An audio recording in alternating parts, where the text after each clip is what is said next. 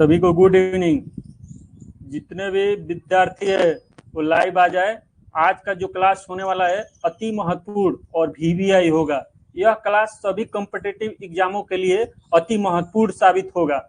यह क्लास अभी जो एग्जाम चल रहा है बिहार पुलिस का जो एग्जाम अभी जो चल रहा है उसको देखते हुए सेट किया गया है। यह क्वेश्चन सभी जो 100% टकराएगी। यह एग्जामिनेशन के लिए अति महत्वपूर्ण है। जितने भी छात्र का एग्जाम अभी बाकी है 27 को, 30 को, 3 अगस्त को, ये जो 3 शिफ्ट में एग्जाम होने वाला है ये तीनों डेट के लिए अति महत्वपूर्ण होगा। कोई भी छात्र बिहार पुलिस के जो भी विद्यार्थी हैं जो यह क्लास देख कर जाएंगे वो सभी एग्जाम और बिहार पुलिस में 100% की गारंटी देते हैं कि वो सभी क्वेश्चन को फोड़ के आएंगे और सरकारी नौकरी में वो अपना एक सीट निश्चित करेंगे। आज हम लोग देखेंगे फर्स्ट क्वेश्चन और शुरू करते हैं अपना पहला क्वेश्चन। सभी लोग देखें अपना क्वेश्चन। आज का जो पहला क्वेश्चन है हम बता दें कि ये क्वेश्चन अति महत्वपूर्ण होगा। क्यों? क्योंकि जो बिहार पुलिस में सिलेबस दिया गया है वो सिलेबस को देखते हुए बनाया गया है, जिसमें अभी जो क्वेश्चन आ रहा है वो हमने देखा है और पहले भी प्रीवियस ईयर को क्वेश्चन को देखा गया है, तब जाके ये क्वेश्चन को सेट किया गया है। यह क्वेश्चन अति महत्वपूर्ण है। हम आपको मोटा मोटी बता दें कि जहां से क्वेश्चन आ रहा है वो चैप्टर कौन कौन सा है। अभी बौद्ध धर्म से एक क्वेश्चन दिया जा रहा है, जैव विविधता से एक क्वेश्चन दिया जा रहा है, दिवस से 2 क्वेश्चन आ रहे हैं, पुस्तक और लेखक से 2 क्वेश्चन आ रहे हैं, पर्यावरण से 2 क्वेश्चन आ रहे हैं, अनुच्छेद से कम 5 से 6 क्वेश्चन आ रहे हैं। और आपको बता दें कि अनुच्छेद अति महत्वपूर्ण बन गया है। अभी जो क्वेश्चन आ रहे हैं वो पुस्तक और अनुच्छेद जरूर आ रहे हैं और उसमें जो दिया जा रहा है सबसे अधिक मिलान करने के लिए यह जो सिलेबस को स्टैंडर्ड लेवल बना दिया गया है। जो अभी बिहार दरोगा में क्वेश्चन पूछे जा रहे थे उसी को लेवल को देखकर यह बिहार पुलिस अभी जो एग्जाम ले रही है वैसा ही क्वेश्चन को सेट किया गया है।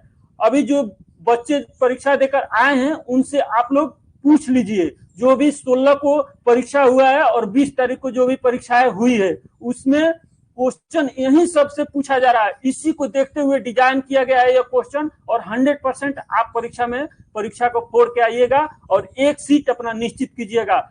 मैं सभी छात्रों को विश्वास दिला दूं कि 100% क्वेश्चन यहीं से आएगी। जिनका भी अभी एग्जाम बाकी है जो 27 और 30 और 3 अगस्त को है होने वाला है, इसमें आप यह क्वेश्चन को सारे क्वेश्चंस को देख कर जाइए और वीडियो को देखिए और तब जाके क्वेश्चन को आप लगाइए और तब जाके एग्जाम दीजिए। उसमें 100% एक क्वेश्चन लड़ेगा ही। अब देखते हैं हम लोग पहला क्वेश्चन से स्टार्ट करते हैं और अंत तक बने रहिएगा आप लोग। पहला क्वेश्चन हम देखेंगे हिंद स्वराज। हिंद स्वराज पुस्तक किसके लेखक है?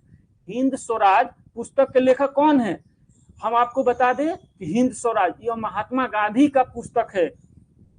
ऑप्शन नंबर सी, यह महात्मा गांधी द्वारा लिखी गई पुस्तक है। महात्मा गांधी द्वारा 2-4 पुस्तकें और लिखी गई है। इंडियन ओपिनियन किसकी पुस्तक है? महात्मा गांधी द्वारा। हिंद स्वराज महात्मा गांधी द्वारा। ये सब पुस्तकें अभी पूछी जा रही है एग्जाम में, इसलिए हम आपको पुस्तक से ही स्टार्ट कर रहे हैं। ये पुस्तक अति महत्वपूर्ण है। आप लोग सभी क्वेश्चन को देख कर जाएंगे एग्जाम में, 100% यही से क्वेश्चन आएगा। दूसरा क्वेश्चन की ओर चलते हैं, देखते हैं। महात्मा गांधी द्वारा आत्मकथा का नाम क्या है? सत्य के प्रयोग। महात्मा गांधी द्वारा आत्मकथा लिखा गया है, यह सत्य का प्रयोग लिखा गया है। यह जो ऑप्शन नंबर ए दिख रहा है आपके लिए अति महत्वपूर्ण है। ऑप्शन नंबर ए। क्वेश्चन नंबर 2 का आंसर क्या होगा? Option number A. चलिए तीसरा क्वेश्चन देखते हैं हम लोग। हिंद स्वराज पुस्तक के लेखक कौन है? ये देखिए दोबारा से क्वेश्चन आ गया है, इसका भी ऑप्शन नंबर सी होगा। चलिए अब 5 नंबर क्वेश्चन से हम स्टार्ट करेंगे। विंग्स ऑफ फायर पुस्तक के लेखक कौन है? विंग्स ऑफ फायर पुस्तक के लेखक कौन है? हम आपको बता दें यह पुस्तक एपीजे अब्दुल कलाम द्वारा लिखा गया है। APJ Abdul Kalam. 5 number question का आंसर क्या होगा? Option number B. Wings of Fire किसकी पुस्तक है? एपीजे अब्दुल कलाम। एपीजे अब्दुल कलाम का बहुत सारे पुस्तक है, लेकिन जो भी सिलेक्टेड क्वेश्चन है उसी को लिया गया है। आप लोग इसी के इर्द गिर्द आपके एग्जाम में 100% आएगा, और जो भी 100% गारंटी दिया जाता है कि यहीं से क्वेश्चन आएगी। इंडिया 2020 यह किसकी पुस्तक है? ये भी एपीजे अब्दुल कलाम ही द्वारा लिखा गया पुस्तक है। ऑप्शन नंबर बी, इसका भी आंसर क्या होगा? Option number B. Question number 6 का ऑप्शन नंबर बी। देखिए क्वेश्चन नंबर 7 की ओर चलते हैं। क्वेश्चन नंबर 7 में आपको दिया गया है annihilation of caste. Annihilation of caste के पुस्तक लेखक कौन है? यह पुस्तक के लेखक हैं हमारे भीमराव अंबेडकर द्वारा। भीमराव अंबेडकर द्वारा यह पुस्तक लिखी गई है। भीमराव अंबेडकर द्वारा यह पुस्तक लिखी गई है। अभी जो क्वेश्चन आया था, अभी बिहार पुलिस में जो 16 को शिफ्ट हुई है, उसमें पूछा गया था क्वेश्चन। भीमराव अंबेडकर की पुस्तक थी, उसका नाम था, उस पुस्तक का नाम था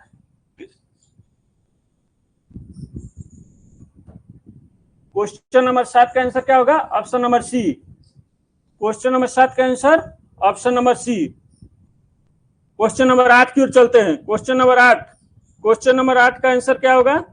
क्वेश्चन नंबर 8 बताइए। क्वेश्चन नंबर 8 का आंसर, ये भी पुस्तक किसके द्वारा लिखा गया? The problem of the rupees. The problem of rupees किसकी पुस्तक है? द प्रॉब्लम ऑफ रुपीज, यह पुस्तक भीमराव अंबेडकर द्वारा लिखी गई पुस्तक है।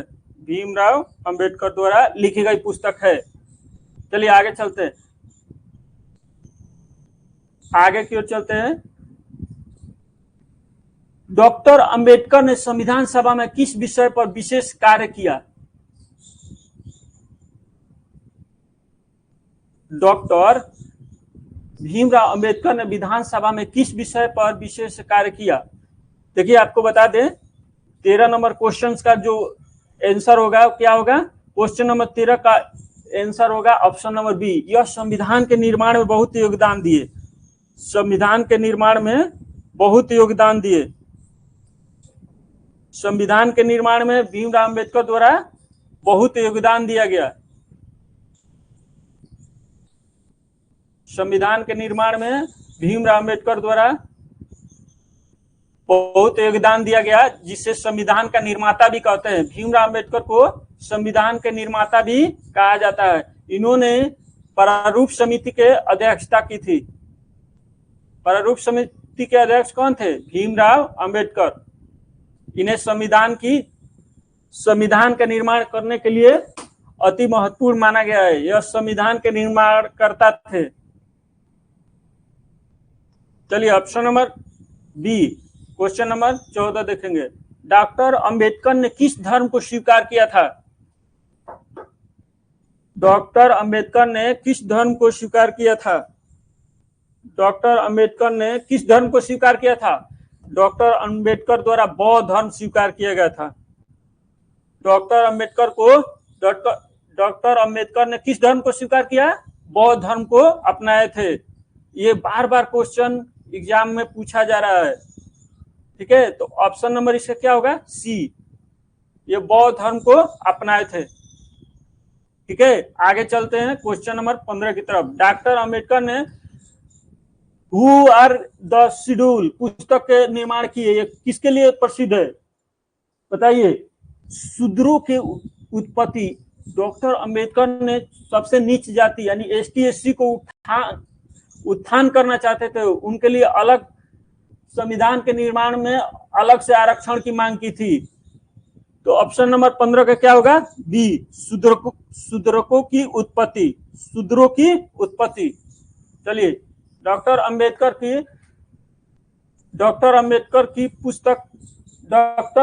की कौन सी पुस्तक संविधान सभा में निर्वाचित रही? बताइए, डॉक्टर अंबेडकर की कौन सी पुस्तक संविधान सभा में निर्वाचित रही? Annihilation of caste. Annihilation of caste, option number B. इसका क्या आंसर होगा? Option number B. Question number 17 का क्या होगा? Option number B. चलिए आगे चलते हैं। डॉक्टर अंबेडकर ने किस यूनिवर्सिटी से डॉक्टरेट पढ़े थे? कौन से यूनिवर्सिटी से पढ़े थे? कोलंबिया यूनिवर्सिटी से डॉक्टर भीमराव अंबेडकर ने पढ़ाई की थी, Columbia University. Option number C. चलिए क्वेश्चन नंबर 19। द अनटचेबल पुस्तक के लेखक कौन है? Doctor Bhimrao Ambedkar. Option number C. चलिए अब हम लोग आगे की चैप्टर देखेंगे। दिवस में भी अति महत्वपूर्ण 2 क्वेश्चन आ रहे हैं। राष्ट्रीय युवा दिवस कब मनाया जाता है?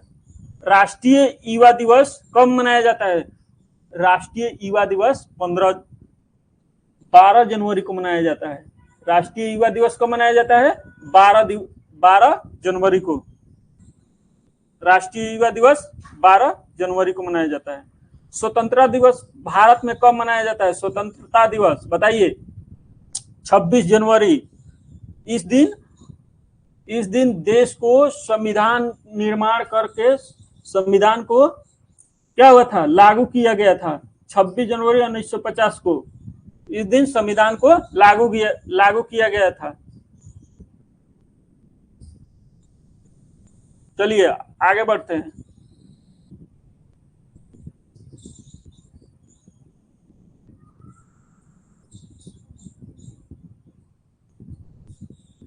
स्वतंत्रता दिवस भारत में कब मनाया जाता है? और एक होता है गणतंत्र दिवस।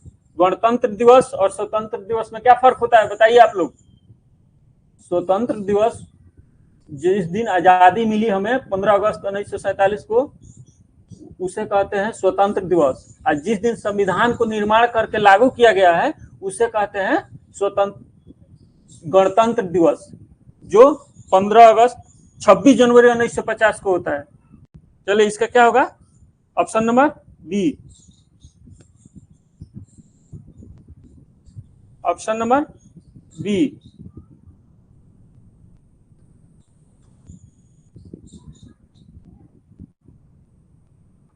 आगे की क्वेश्चन की ओर चलते हैं। गणतंत्र दिवस किस तिथि को मनाते हैं? 26 जनवरी। चलिए महात्मा गांधी जयंती कब मनाई जाती है? महात्मा गांधी जयंती बताइए। महात्मा गांधी जयंती कब मनाई जाती है? 2 अक्टूबर। 2 अक्टूबर को महात्मा गांधी जयंती मनाई जाती है। 2 अक्टूबर 1869 को इनका जन्म हुआ था, इसलिए महात्मा गांधी जयंती मनाते हैं। Option number B. चलिए आगे की तरफ चलते हैं। शिक्षक दिवस कब मनाते हैं? शिक्षक दिवस कब मनाते हैं? चलिए शिक्षक दिवस कब मनाते हैं? 5 सितंबर को शिक्षक दिवस मनाते हैं। 5 सितंबर को शिक्षक दिवस। Option number B. बाल दिवस कब मनाते हैं? बाल दिवस बताइए। 14 नवंबर। 14 नवंबर को क्या मनाते हैं? बाल दिवस। 14 नवंबर को बाल दिवस मनाते हैं। राष्ट्रीय विज्ञान दिवस कब मनाते हैं? यह क्वेश्चन कई बार एग्जाम में पूछा गया है। यह क्वेश्चन अति VVI है। यह क्वेश्चन VVI है। राष्ट्रीय विज्ञान दिवस किस तिथि को मनाते हैं? राष्ट्रीय विज्ञान दिवस 28 फरवरी को मनाया जाता है। विश्व पर्यावरण दिवस, ये भी VVI क्वेश्चन है, आप लोग इसको एकदम रट के जाइए। विश्व पर्यावरण दिवस किस तिथि को मनाया जाता है? विश्व पर्यावरण दिवस किस तिथि को मनाया जाता है? 5 जून। 5 जून को विश्व पर्यावरण दिवस मनाया जाता है। अंतर्राष्ट्रीय महिला दिवस किस तिथि को मनाते हैं? 8 मार्च। 8 मार्च को अंतर्राष्ट्रीय महिला दिवस मनाते हैं। Option number B. Option number B. चलिए आगे चलते हैं। विश्व जनसंख्या दिवस किस तिथि को मनाते हैं?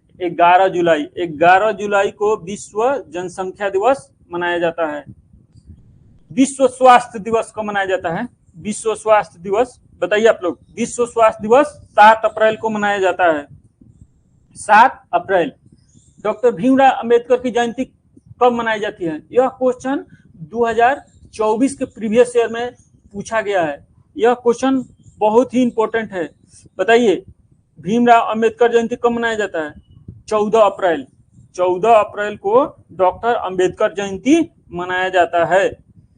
चलिए आगे की चलते हैं। हिंदी दिवस कब मनाया जाता है बताइए आप लोग। हिंदी दिवस 14 14 सितंबर को हिंदी दिवस मनाया जाता है। 14 सितंबर को हिंदी दिवस मनाया जाता है। राष्ट्रीय मतदान दिवस, राष्ट्रीय मतदान दिवस बताइए किस तिथि को मनाया जाता है? 25 जनवरी। 25 जनवरी को राष्ट्रीय मतदान दिवस मनाया जाता है। चलिए अंतर्राष्ट्रीय योग दिवस, अंतर्राष्ट्रीय योग दिवस कब मनाया जाता है? अंतर्राष्ट्रीय योग दिवस 21 जून को अंतर्राष्ट्रीय योग दिवस मनाया जाता है। कब? 21 जून को अंतर्राष्ट्रीय योग दिवस मनाया जाता है। विश्व जल दिवस, विश्व जल दिवस बताइए। विश्व जल दिवस 22 मार्च को, 22 मार्च को विश्व जल दिवस मनाया जाता है। विश्व एड्स दिवस, एड्स दिवस कब मनाया जाता है? 1 दिसंबर को विश्व एड्स दिवस मनाया जाता है। शहीद दिवस बताइए, शहीद दिवस कब मनाया जाता है? शहीद दिवस 30 जनवरी को, इसी दिन गांधी जी की हत्या हुई थी। 30 जनवरी 1948 को शहीद दिवस इसी दिन मनाया जाता है। चलिए आगे की क्वेश्चन की ओर चलते हैं। राष्ट्रीय चिकित्सा दिवस को मनाया जाता है। राष्ट्रीय चिकित्सा दिवस 1 जुलाई को, राष्ट्रीय चिकित्सा दिवस 1 जुलाई को। भारतीय संविधान दिवस कब मनाया जाता है बताइए? भारतीय संविधान दिवस 26 नवंबर, 26 नवंबर को भारतीय संविधान दिवस मनाया जाता है। आगे की ओर चलते हैं। अब चलिए आप लोगों को पर्वत, पहाड़ और पठार से क्वेश्चन जो एग्जाम में आ रहे हैं उसके तरफ चलते हैं। हर एक टॉपिक से आपका क्वेश्चन लिया गया है, अति महत्वपूर्ण क्वेश्चन है। सभी आपको बता दें एकदम एग्जाम में लड़ेगा। दक्षिण भारत की सबसे ऊंची चोटी बताइए। दक्षिण भारत की सबसे ऊंची चोटी कौन सी है? दक्षिण भारत की सबसे ऊंची चोटी बताइए। दक्षिण भारत की सबसे ऊंची चोटी अनाईमुदी, अनाईमुदी दक्षिण भारत की सबसे ऊंची चोटी है। यह 2000 पहले के प्रीवियस क्वेश्चन में यह पूछा गया क्वेश्चन है। अनाईमुदी किसकी ऊंची चोटी है? बता दें महेंद्रगिरी की सबसे ऊंची चोटी कौन सी है? अनाईमुदी। महेंद्रगिरी किस पहाड़ी में आता है?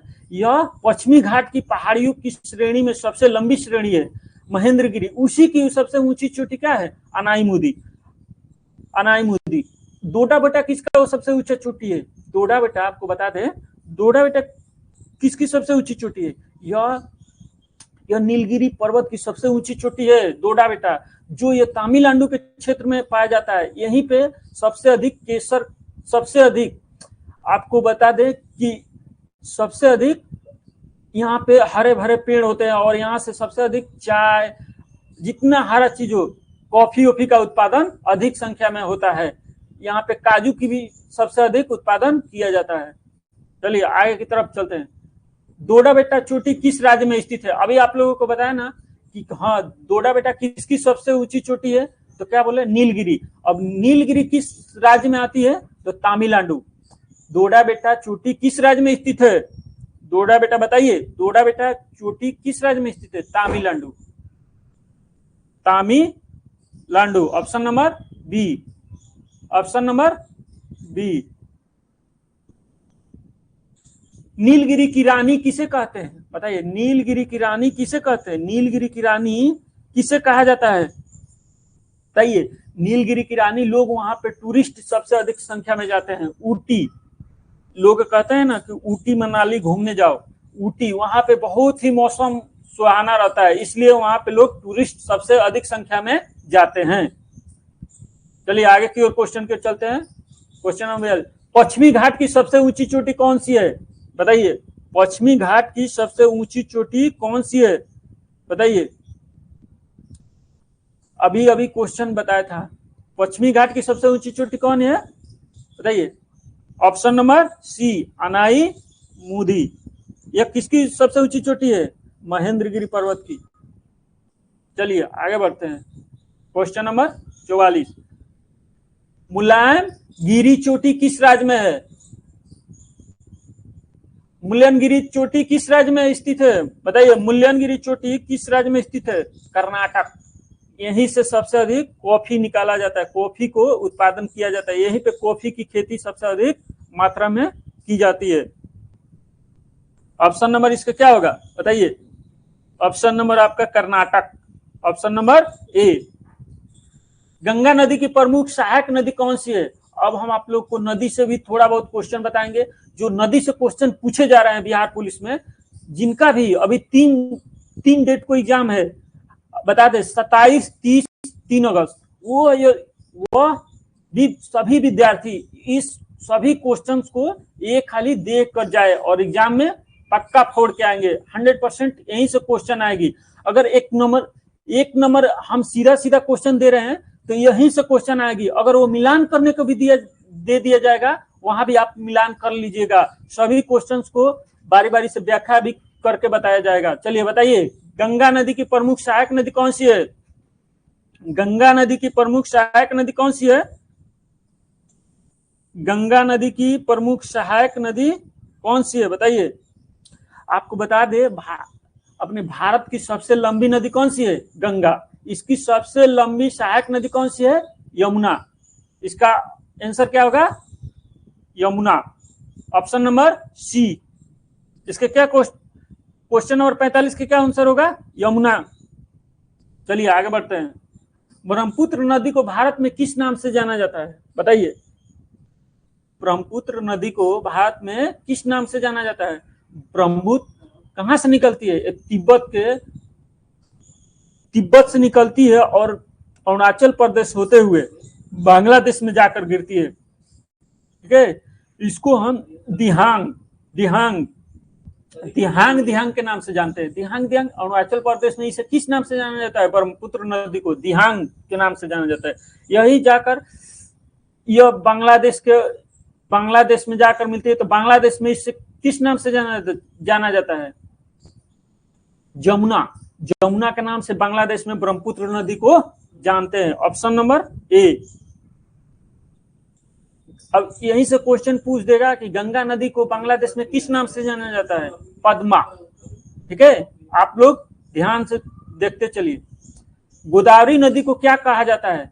गोदावरी नदी को क्या कहा जाता है बताइए? गोदावरी नदी को क्या कहा जाता है?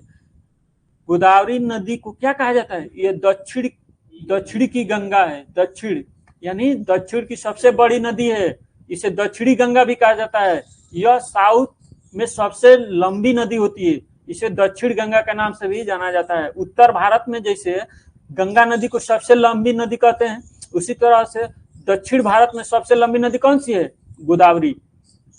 Option number A. चलिए आगे चलते हैं। कावेरी नदी का उद्गम स्थल कहां से है बताइए? कावेरी नदी का उद्गम स्थल कहां है बताइए? कावेरी नदी का उद्गम स्थल कहां है? यह होगा आपका ब्रह्मगिरी। यह ब्रह्मगिरी कहां है? कर्नाटक। कर्नाटक से कावेरी नदी निकलते हुए यह जाके बंगाल की खाड़ी में गिर जाती है। यह नदी पश्चिम से पूरब की ओर बहती है। आपको बोल दे कि कौन सी नदी है जो बंगाल की खाड़ी में गिरती है और कौन सी नदी है जो अरब सागर में जाकर गिरती है, तो बताते हैं कि बंगाल की खाड़ी में गिरने वाली गोदावरी हो गई, ये कावेरी हो गई, कृष्णा हो गई, गंगा हो गई, जमुना हो गई, ये जितनी नदियां है, ब्रह्मपुत्र हो गई, ये जितनी नदियां है ये सब जाकर बंगाल की खाड़ी में गिरती है। और नर्मदा, ताप्ती, माही, ये सब नदियां कहाँ जाकर गिरती है? यह सभी नदियां जाकर अरब सागर में गिरती है और यह पश्चिम की दिशा में बहती हुई जाती है। यानी अरब सागर पश्चिम की दिशा में है, इसलिए अरब सागर में जाकर गिरती है। चलिए आगे की क्वेश्चन क्यों देखते हैं। क्वेश्चन नंबर 49, सतलज नदी भारत में कहां से प्रवेश करती है? सतलज नदी बताइए, सतलज नदी भारत में कहां से प्रवेश करती है? सतलज नदी ये भी कहां से निकलती है? ये तिब्बत से निकलती है और निकलते हुए यह भारत में हिमाचल प्रदेश में प्रवेश करती है। ऑप्शन नंबर ए। सतलज, ब्रह्मपुत्र, ये नदियां दोनों ही तिब्बत से निकलती है। इसका उद्गम स्थल भारत में नहीं है। ये दोनों नदियां कहां से निकलती है? तिब्बत से निकलती है। तिब्बत के मानसरोवर झील से निकलती है। कहां से? तिब्बत के मानसरोवर झील से सतलज और ब्रह्मपुत्र, ये दोनों नदियां निकलकर एक सतलज नदी जो है, सतलज नदी जाकर अरब सागर में गिर जाती है, और ये ब्रह्मपुत्र नदी जाकर ये बंगाल की खाड़ी में मिल जाती है। सतलज नदी पाकिस्तान से होते हुए हिमाचल प्रदेश में प्रवेश करती है और पंजाब होते हुए ये जाकर निकल जाती है, राजस्थान होते हुए यह जाकर बंगाल की अरब सागर में गिर जाती है। सतलज नदी का उद्गम स्थल कहाँ है? मानसरोवर झील। यह कहाँ है? तिब्बत में। यह किस भारत के कहां से प्रवेश करती है? हिमाचल प्रदेश, हिमाचल प्रदेश में प्रवेश करती है। यमुना नदी की उद्गम स्थल कहाँ है बताइए? यमुना नदी की उद्गम स्थल क्या है? यमुनोत्री। यमुनोत्री, यह उत्तराखंड में है, Yamunotri. Option number B, Yamuna नदी के उद्गम स्थल यमुनोत्री। चलिए, कौन सी नदी गंगा की पश्चिम सहायक नदी नहीं है? अब बताइए कौन सी नदी है जो गंगा में आकर पश्चिम से नहीं मिलती है? बताइए कौन सी नदी है? गंगा की पश्चिम सहायक नदी नहीं है यमुना। यमुना साथ ही चलती है और सब नदियां बाहर से आकर उसमें मिल जाती है, विलय हो जाती है। तो इसकी सबसे लंबी और सहायक नदी भी यमुना है और साथ में यही चलती है। तो ऑप्शन नंबर ए, 51 का ऑप्शन नंबर ए। चलिए, महानदी किस राज्य से होकर बहती है? बताइए महानदी किस राज्य से होकर बहती है?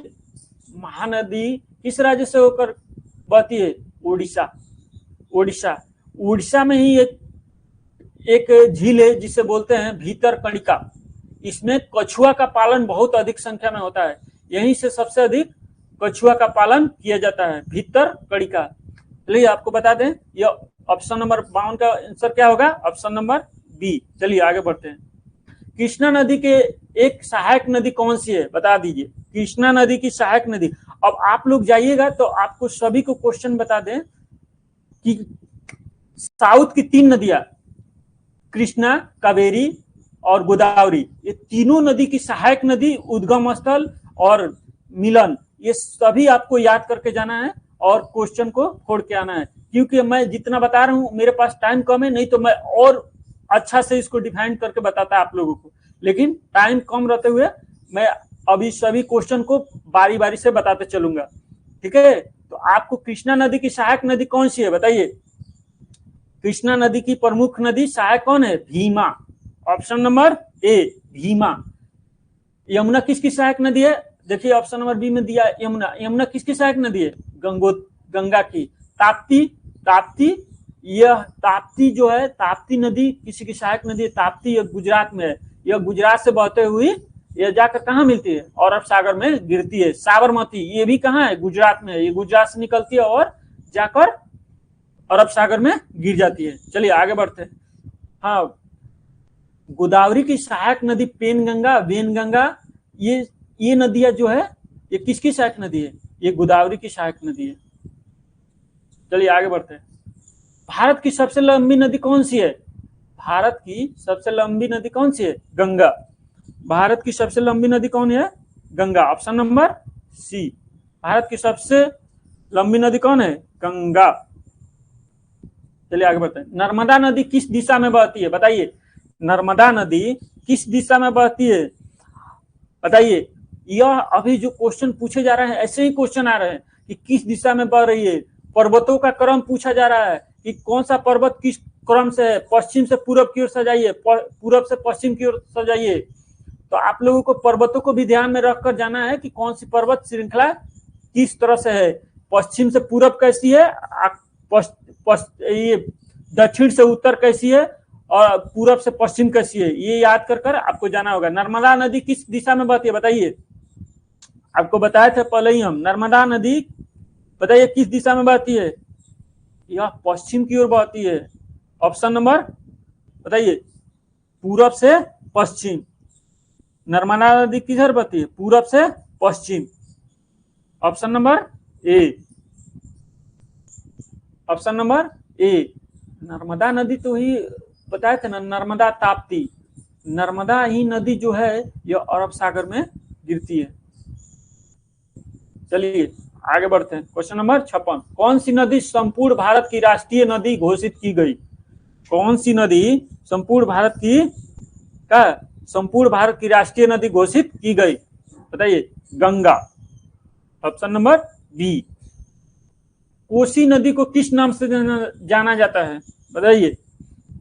कोसी नदी को किस नाम से जाना जाता है, कोसी नदी को किस नाम से जाना जाता है? बिहार का शोक। अभी बिहार में बाढ़ आया हुआ है, देखिए बहुत सारे गांवों को तहस बहुत बहुत ही स्थिति खराब करके चला जाता है, इसीलिए इसको शोक कहा जाता है। शोक मतलब अधिक अधिक नुकसान करके जाना।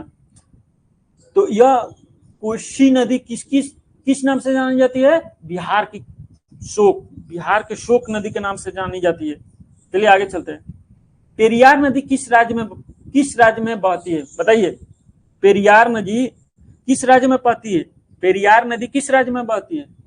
पेरियार एक बांध भी है, एक नदी भी है, इसी पे पेरियार बांध बनाया गया है। तो पेरियार नदी कहाँ है? केरल। केरल में कहाँ है? पेरियार नदी। गंगा और ब्रह्मपुत्र को संगम को क्या कहा जाता है, बताइए। गंगा और ब्रह्मपुत्र का संगम कहाँ होता है, बताइए। गंगा और ब्रह्मपुत्र का संगम कहाँ होता है? अभी आपको बताया कि गंगा नदी भी जाकर बंगाल की खाड़ी में गिरती है और ब्रह्मपुत्र नदी भी जाकर बंगाल की खाड़ी में गिरती है। ऑप्शन नंबर ए। क्वेश्चन नंबर 59 का ऑप्शन नंबर ए, बताइए। विंसन मैसिफ पर्वत कहाँ है, बताइए। विंसन मैसिफ पर्वत कहाँ स्थित है, बताइए। अंटार्कटिका। विंसन मैसिफ पर्वत कहाँ स्थित है? अंटार्कटिका में। Antarctica option number A. चलिए आगे बढ़ते हैं। माउंट किलिमंजारो किस देश में स्थित है, बताइए। माउंट किलिमंजारो तंजानिया में है। यह किलिमंजारो कहाँ है? यह आपको बताते हैं दक्षिण अफ्रीका की सबसे बड़ी माउंटेन है। यह कहाँ है? तंजानिया कहाँ, किस महाद्वीप में है? अफ्रीका महाद्वीप में तंजानिया है। वही जी किलिमंजारो माउंटेन है। चलिए आगे बढ़ते हैं। एडिज पर्वत किस महाद्वीप में है? चलिए आप बताइए। एडिज पर्वत किस महाद्वीप में है, बताइए। एंडीज पर्वत किस महाद्वीप में है? एंडीज पर्वत किस महाद्वीप में है? चलिए आपको बताते हैं। Option number B. एंडीज पर्वत जो है, एंडीज पर्वत यह दक्षिण अमेरिका महाद्वीप में है। और रॉकी पर्वत जो है, ये रॉकी पर्वत किस है? उत्तरी अमेरिका महाद्वीप में। उत्तरी अमेरिका में कौन सी है? रॉकी। और दक्षिणी में क्या है? एंडीज। ठीक है। और ऑस्ट्रेलिया महाद्वीप में ग्रेट डिवाइडिंग रेंज। ठीक है। चलिए आगे बढ़ते हैं। आल्प्स पर्वत किस महाद्वीप में है, बताइए। आल्प्स पर्वत, ये पूछ लेता है, आल्प्स पर्वत किस महाद्वीप में है, बताइए। यह यूरोप में है। आल्प्स पर्वत यूरोप महाद्वीप में है। रॉकी पर्वत किस महाद्वीप में है? अभी बताया ना, रॉकी पर्वत किस महाद्वीप में है, बताइए। अमेरिका और कनाडा। अमेरिका और कनाडा कहाँ है? यह उत्तरी अमेरिका का देश है, कनाडा और अमेरिका। चलिए आगे बढ़ते हैं। पेरियरी घास के मैदान किस महाद्वीप में पाए जाते हैं, बताइए। पेरियरी घास का मैदान किस महाद्वीप में पाए जाते हैं? आपको बता दें, पेरियरी घास का मैदान किस महाद्वीप में है?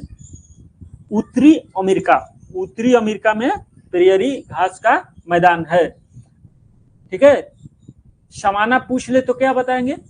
सवाना किस घास का मैदान है, बताइए। सवाना किस घास का मैदान है, बताइए। सवाना अफ्रीका महाद्वीप की घास का मैदान है। वेल्स, सवाना ये अफ्रीका महाद्वीप की घास का मैदान है। और स्टेपिज जो है ये यूरोप महाद्वीप के घास के मैदान है। चलिए आगे बढ़ते हैं। स्टेपिज, बताइए। आ ही गया। स्टेपिज किस महाद्वीप के घास का मैदान है, बताइए। स्टेपिज किस महाद्वीप के घास का मैदान है, बताइए। एशिया और अफ्रीका को जोड़ता है स्टेपिज, इसलिए ये आधे स्टेपिज एशिया में पड़ता है और बाकी सब अफ्रीका में पड़ता है, इसीलिए इसको स्टेप करके कैसे याद करेंगे? जैसे पिनअप करते हैं, स्टेप करते हैं, दोनों को जोड़ने के लिए, उसी तरह इसको याद रखेंगे। स्टेपिज, स्टेपिज किस घास का मैदान है? अब क्या बताएंगे? एशिया और अफ्रीका को जोड़ता है, एशिया। ठीक है, ऑप्शन नंबर ए। चलिए आगे बढ़ते हैं।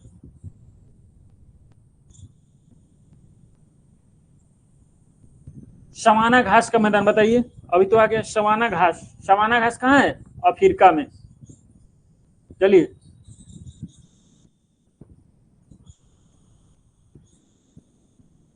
पंपास बताइए, पंपास घास के मैदान कहाँ है? अर्जेंटीना। यह कहाँ है? दक्षिणी अमेरिका। दक्षिणी अमेरिका में क्या है? अर्जेंटीना। अर्जेंटीना घास का मैदान, पंपास घास का मैदान किस देश में? अर्जेंटीना में। अर्जेंटीना में घास का मैदान। डाउन्स, डाउन्स बताइए। डाउन्स यह ऑस्ट्रेलिया की घास का मैदान है, डाउन्स। चलिए, विश्व के सबसे बड़ी मीठे पानी की झील कौन सी है बताइए? विश्व की सबसे बड़े मीठे पानी की झील कौन सी है? सुपिरियर, सुपिरियर झील। कैस्पियन सागर, सागर को झील, झील क्यों कहा जाता है बताइए? कैस्पियन, ऐसे तो देखिए इसका नाम है कैस्पियन सागर, लेकिन वास्तव में क्या है? ये सागर होते हुए भी झील है, क्योंकि ये चारों ओर लैंडलाइन स्थल से घिरा हुआ है। लैंडलॉक है, लैंडलॉक मतलब होता है स्थलों से घिरा हुआ। ठीक है, यह समुद्र से जुड़ी नहीं है, मतलब यह स्थल से चारों तरफ घिरा हुआ है, इसीलिए इसको क्या बोलते हैं? इसको हम झील बोलते हैं। ठीक है, ऑप्शन नंबर इसका बी। चलिए, विश्व की सबसे गहरी झील कौन सी है बताइए? विश्व की सबसे गहरी झील कौन सी है? विश्व की सबसे गहरी झील बताइए? बैकाल। बैकाल झील जो है विश्व की सबसे गहरी झील है। टिटिकाका झील कहाँ स्थित है? ये सबसे इंपॉर्टेंट क्वेश्चन है। टिटिकाका ये सबसे ऊंचाई पर स्थित झील है, टिटिकाका। बताइए, पेरू और बोलिविया। ऑप्शन नंबर ए, पेरू और बोलिविया में यह झील है, टिटिकाका। पेरू और बोलिविया, पेरू और बोलिविया में यह झील है। विक्टोरिया झील किस महाद्वीप में स्थित है बताइए? विक्टोरिया झील, विक्टोरिया झील किस महाद्वीप में स्थित है बताइए? अति महत्वपूर्ण क्वेश्चन, एकदम इंपॉर्टेंट क्वेश्चन है। बताइए, विक्टोरिया झील किस महाद्वीप में स्थित है? ऑप्शन नंबर बी, अफ्रीका महाद्वीप में यह स्थित है, अफ्रीका महाद्वीप। इसी में पूछता है जलप्रपात। ठीक है, एंजिल जलप्रपात किस महाद्वीप में है बताइए? एंजिल जलप्रपात किस महाद्वीप में स्थित है? वेनेजुएला। यह विश्व की सबसे बड़ी ऊंची जलप्रपात है। ठीक है, वेनेजुएला में एंजिल जलप्रपात है। भारत का सबसे बड़ा राष्ट्रीय उद्यान कौन सा है बताइए? भारत का सबसे बड़ा राष्ट्रीय उद्यान कौन सा है बताइए? भारत का सबसे बड़ा राष्ट्रीय उद्यान बताइए? हेमिस, हेमिस राष्ट्रीय उद्यान। हेमिस राष्ट्रीय उद्यान कहाँ है? यह लद्दाख में है। यह भारत का सबसे बड़ा राष्ट्रीय उद्यान है। ठीक है, हेमिस राष्ट्रीय उद्यान भारत का सबसे बड़ा राष्ट्रीय उद्यान है, हेमिस। चलिए आगे बढ़ते हैं। एक सींग वाला गेंडा किस राष्ट्रीय उद्यान में पाया जाता है बताइए? एक सींग वाला गेंडा किस राज्य में पाया जाता है बताइए? किस राष्ट्रीय उद्यान में पाया जाता है बताइए? एक सींग वाला गेंडा किस राष्ट्रीय उद्यान में पाया जाता है? काजीरंगा। एक काजीरंगा राष्ट्रीय उद्यान कहाँ है? यह काजीरंगा राष्ट्रीय उद्यान असम में है। कहाँ है? असम। असम में काजीरंगा राष्ट्रीय उद्यान है। ठीक है, ओरंग राष्ट्रीय उद्यान भी, ओरंग राष्ट्रीय उद्यान भी कहाँ है? असम में भी है। बाघ परियोजना की शुरुआत किस वर्ष हुई बताइए? बाघ परियोजना की शुरुआत किस वर्ष हुई बताइए? 1973 में टाइगर रिजर्व लाया गया। इंदिरा गांधी के द्वारा 1900 टाइगर में बाघ संरक्षित करने के लिए एक अभियान चलाया गया, जिसे बाघ परियोजना कहते हैं। यह 1973 में लाया गया। चलिए आगे बढ़ते हैं। गिर राष्ट्रीय उद्यान किस लिए प्रसिद्ध है? गिर राष्ट्रीय उद्यान बताइए? गिर राष्ट्रीय उद्यान किस लिए प्रसिद्ध है बताइए? यह गिर राष्ट्रीय उद्यान कहाँ है? यह गुजरात में है। ये एशियाई शेरों के लिए प्रसिद्ध है। ऑप्शन नंबर बताइए, एशियाई शेर, option number C, option number C. यह किस लिए प्रसिद्ध है? एशियाई शेरों के लिए। यहाँ पे शेर का सबसे अधिक संख्या पाया जाता है, इसलिए इसे गिर राष्ट्रीय उद्यान माना गया है। कौन सा राष्ट्रीय उद्यान यूनेस्को विश्व धरोहर स्थल में घोषित किया गया है? बताइए, कौन सा राष्ट्रीय उद्यान यूनेस्को विश्व धरोहर स्थल में घोषित किया गया है? काजीरंगा। काजीरंगा राष्ट्रीय उद्यान कहाँ है? बताइए।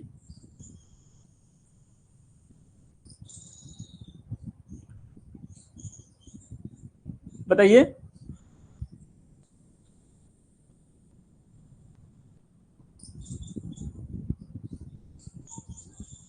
काजीरंगा राष्ट्रीय उद्यान बताइए। ऑसम। चलिए, ऑप्शन नंबर सी। कौन सा राष्ट्रीय उद्यान यूनेस्को विश्व धरोहर स्थल में घोषित किया गया है? काजीरंगा।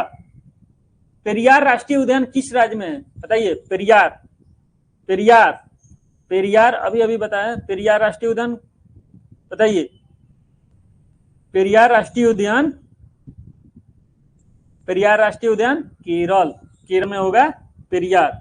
यहीं पे पेरियार राष्ट्रीय उद्यान है, पेरियार जलप्रपात है, पेरियार नदी है। चलिए आगे बढ़ते हैं। सुंदरवन राष्ट्रीय उद्यान किस बात के किस लिए प्रसिद्ध है? सुंदर राष्ट्रीय उद्यान किस लिए प्रसिद्ध है? बताइए। सुंदरवन, बंगाल टाइगर, सुंदरवन राष्ट्रीय उद्यान यानी सुंदरवन राष्ट्रीय उद्यान बंगाल टाइगर के लिए प्रसिद्ध है। चलिए, निम्नलिखित में से कौन सा जैव मंडल आरक्षित क्षेत्र, निम्नलिखित में से कौन सा एक जैव मंडल आरक्षित क्षेत्र है? बताइए। जैव मंडल आरक्षित क्षेत्र का मतलब यहाँ बिल्कुल ही व्यक्ति को जाना माना होता है, यहाँ कोई भी व्यक्ति नहीं जा सकता। ओके, तो कौन सा जैव मंडल आरक्षित क्षेत्र है? बताइए। नीलगिरी। नीलगिरी कहाँ है? बताइए आप लोग। अभी बताए तमिलनाडु। बताइए। बल्लभ सागर अभयारण्य किस राज्य में स्थित है? बल्लभ सागर राष्ट्रीय उद्यान, बल्लभ सागर राष्ट्रीय अभयारण्य। बताइए। अब बता दें आपको कि सरदार वल्लभ भाई की सबसे ऊंची प्रतिमा कहाँ है? गुजरात में। वहीं पे ये बल्लभ सागर अभयारण्य बनाया गया है। Option number B. चलिए आगे बढ़ते हैं। कांची राष्ट्रीय उद्यान बताइए। कांची राष्ट्रीय उद्यान कहाँ है? कांची राष्ट्रीय उद्यान, कांची राष्ट्रीय उद्यान कहाँ है? बताइए। कांची राष्ट्रीय उद्यान, कांची राष्ट्रीय उद्यान अरुणाचल प्रदेश में स्थित है। यहाँ पर डम्फा, डम्फला, डम्फा भी राष्ट्रीय उद्यान कहाँ है? ये भी अरुणाचल प्रदेश में स्थित है। कुंगफू राष्ट्रीय उद्यान का किस राज्य में स्थित है? बताइए। कुंगफू किस लिए, कुंगफू राष्ट्रीय उद्यान किस चीज के लिए प्रसिद्ध है? बताइए। कुंगफू हिम तेंदुआ के लिए। यह कहाँ स्थित है? यह स्थित है लद्दाख। वलसाड किस प्रकार की संरक्षित क्षेत्र है? बताइए। वलसाड किस प्रकार की संरक्षित क्षेत्र है? वन्यजीव अभयारण्य। यह वन्यजीव अभयारण्य के लिए संरक्षित किया गया है इनको। चलिए ऑप्शन नंबर ए। भीतरकनिका, भीतरकनिका राष्ट्रीय उद्यान कहाँ स्थित है? भीतरकनिका राष्ट्रीय उद्यान कहाँ स्थित है? किस राज्य में? बताइए। भीतरकनिका आपको बताया ना, कछुआ के लिए संरक्षित किया गया है। यह कहाँ स्थित है? ओडिशा, ओडिशा में स्थित है। चलिए, कौन सा राष्ट्रीय उद्यान हिमालय क्षेत्र में स्थित नहीं है? बताइए। कौन सा राष्ट्रीय उद्यान हिमालय क्षेत्र में स्थित नहीं है? सुल्तानपुर राष्ट्रीय उद्यान। सुल्तानपुर राष्ट्रीय उद्यान कहाँ है? यह सुल्तानपुर राष्ट्रीय उद्यान हरियाणा में है। ग्रेट हिमालय नेशनल पार्क कहाँ है? यह हिमालय क्षेत्र में आता है। वैली ऑफ फ्लावर्स ये कहाँ आता है? यह भी हिमालय क्षेत्र में आता है। जिम कार्बोनेट यह उत्तराखंड, ये भी कहाँ आता है? हिमालय में आता है। ठीक है, तो सुल्तानपुर राष्ट्रीय उद्यान कहाँ है? यह कहाँ है? हरियाणा में। भारत का सबसे पहले घोषित किया गया बायो रिजर्व कौन सा है? बताइए। भारत का सबसे पहला घोषित किया गया बायो रिजर्व कौन सा है? बताइए। नीलगिरी। नीलगिरी कहाँ है? तमिलनाडु। नीलगिरी की सबसे ऊंची चोटी कौन है? डोडा बेटा। चलिए आगे बढ़ते हैं। पंचमढ़ी बायो रिजर्व किस राज्य में स्थित है? बताइए। पंचमढ़ी बायो रिजर्व किस राज्य में स्थित है? मध्य प्रदेश। मध्य प्रदेश में पंचमढ़ी है। मध्य प्रदेश में पंचमढ़ी है। कन्हा राष्ट्रीय उद्यान कहाँ है? कन्हा राष्ट्रीय उद्यान भी मध्य प्रदेश में है। ठीक है, चलिए आगे बढ़ते हैं। हर्षिल वन्य जीव अभयारण्य किस राज्य में स्थित है? बताइए। हर्षिल वन्य जीव अभयारण्य किस राज्य में स्थित है? Uttarakhand. Option number A. Option number A. चलिए आगे बढ़ते हैं। वैली ऑफ फ्लावर्स किस राज्य में स्थित है? वैली ऑफ फ्लावर्स, बताइए। फूलों की घाटी किसे कहते हैं? उत्तराखंड को तो बोलते हैं वैली ऑफ फ्लावर्स, फूलों की घाटी, उत्तराखंड। ऑप्शन नंबर ए। रणथंभौर राष्ट्रीय उद्यान किस जानवर के लिए प्रसिद्ध है? बताइए। रणथंभौर राष्ट्रीय उद्यान किस लिए प्रसिद्ध है? बताइए। रणथंभौर, ये ऑप्शन नंबर बताइए बी, बाघ के लिए रणथंभौर राष्ट्रीय उद्यान प्रसिद्ध है। बाघ, ठीक है, बाघ के लिए रणथंभौर राष्ट्रीय उद्यान है।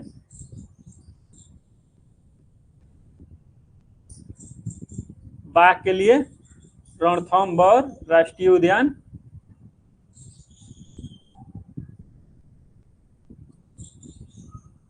प्रसिद्ध है। चलिए आगे बढ़ते हैं। कौन सा राष्ट्रीय उद्यान रेगिस्तान राष्ट्रीय उद्यान के नाम से जाना जाता है? बताइए। कौन सा राष्ट्रीय उद्यान रेगिस्तान राष्ट्रीय उद्यान के नाम से जाना जाता है? Desert national park. यह कहाँ है? यह राजस्थान में है, डेजर्ट नेशनल पार्क। चलिए आगे बढ़ते हैं।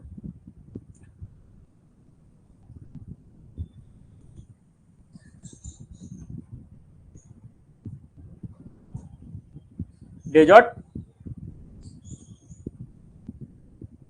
राष्ट्रीय उद्यान। चलिए आगे बढ़ते हैं।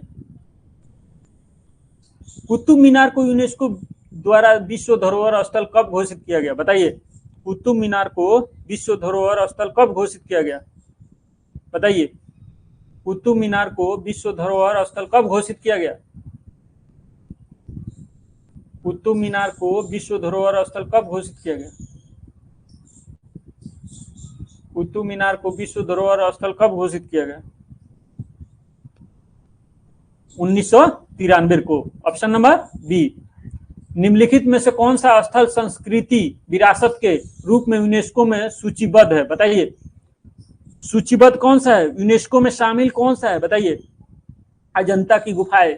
अजंता की गुफाएं को विश्व स्थल संस्कृति सूची में विरासत स्थल में लाया गया था। अजंता की गुफाएं कब लाया गया था? 1983 को। Option number B. महाबलीपुरम के रथ मंदिर स्थित है? बताइए। महाबलीपुरम के रथ मंदिर कहाँ स्थित है? महाबलीपुरम के रथ मंदिर कहाँ स्थित है? ऑप्शन नंबर ए।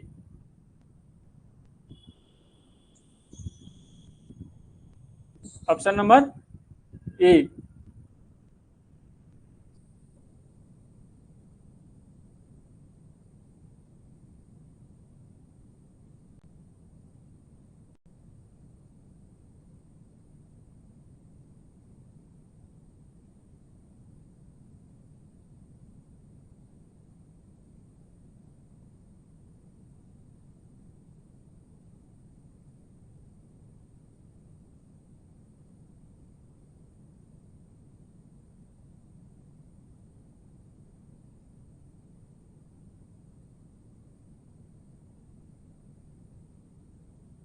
कहाँ स्थित है?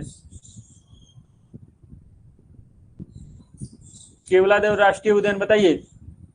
केवलादेव राष्ट्रीय उद्यान राजस्थान में है। ठीक है। कुतुब मीनार किस वास्तुकला शैली के उत्कृष्ट उदाहरण है? बताइए। कुतुब मीनार बनाया गया था, उस किस शैली का उदाहरण है? बताइए। कुतुब मीनार इंडो इस्लामिक शैली माना जाता है। ठीक ठीक है। कुतुब मीनार का निर्माण कब हुआ था? दिल्ली सल्तनत में कुतुबुद्दीन ऐबक के द्वारा नींव रखा गया था, इसलिए इसको इंडो इस्लामिक शैली माना जाता है। Option number C, option number सी।